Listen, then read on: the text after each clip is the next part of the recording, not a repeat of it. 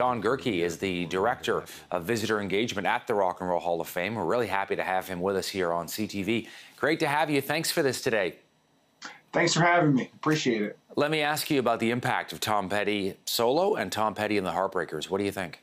Sure. I mean, I'll start off by saying it's a really sad day for us here at the Rock and Roll Hall of Fame, and certainly for rock and roll fans all over the globe. I mean, Tom Petty and his band, the Heartbreakers, as you mentioned, have been making music, just celebrating 40 years of making music and just finishing their tour really very recently. To me, Tom Petty, he sang and he wrote about ordinary experiences in a really extraordinary way. And he was sort of like both Americana and New Wave. And critics adored him. Certainly fans really adored him.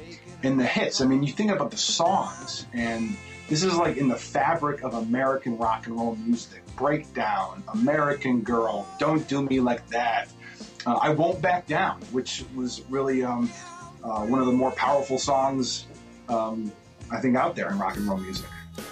He rose to fame, with the likes of Bruce Springsteen and John Mellencamp. How was he able to stand out, do you think, John? Something that's really always impressed me about Tom Petty is his heroes became his collaborators. He idolized Bob Dylan, and then he worked with Bob Dylan. He idolized Jeff Lynne of ELO, and he worked with Jeff Lynne on his first solo record, Full Moon Fever. Together, they, George Harrison and Roy Orbison, formed the Traveling Wilburys, one of the great supergroups in rock and roll history. I mean, everybody looked up to Tom Petty and really thought he was just, I think this was such a shock because no one saw it coming, and obviously you never see it coming.